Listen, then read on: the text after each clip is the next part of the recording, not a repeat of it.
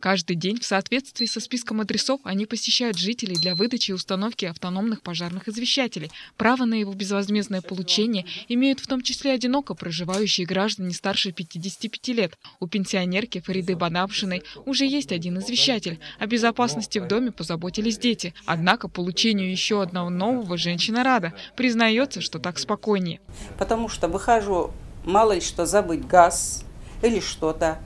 Выхожу в спальню или в зал. У меня уже на кухне есть. Хочу еще раз поставить, потому что мне это удобно. Ну, если что, дым или что, это должен пищать, как бы так сказали. Я так и думаю. Этого не было еще, конечно. Дай Бог, чтобы все хорошо было. В льготную категорию граждан для бесплатного получения пожарного извещателя также входят дети войны. Сегодня инструкторы противопожарной безопасности помогли установить его супругам Аминевым. Процесс монтажа не сложен. Специалисты объяснили правила пользования прибором. Напомнили пенсионерам о том, что батарейку периодически необходимо заменять. Мы считаем, очень нужен, потому что мы пожилые, можем уснуть и не слышать. Это очень удобно. В работу инструкторов входит обучение мерам пожарной безопасности, проверка печного оборудования, оценка состояния электропроводки, выдача автономных пожарных извещателей. С конца прошлого года список категорий граждан, кому можно бесплатно получить извещатель, пополнился.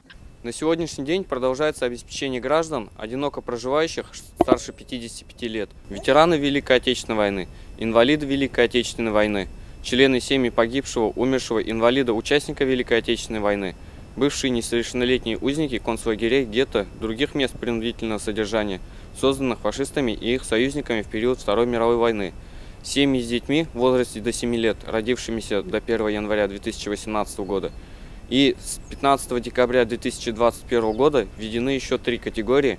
Это ветераны боевых действий, инвалиды боевых действий и дети войны. По данным категориям дальше продолжается обеспечение пожарными извещателями. Извещатели можно получить, обратившись в сельской местности, это в администрацию сельского поселения, в городе Янаул, либо непосредственно к нам обратиться, либо обратиться в администрацию города, в отдел благоустройства. Там же получают справки о том, что проживают одни, и согласно этих справок мы выдаем уже извещатели, либо выезжаем и устанавливаем сами. Мы находимся по улице Советская, дом 21, здание Маутскому, 3-й этаж, 306 кабинет.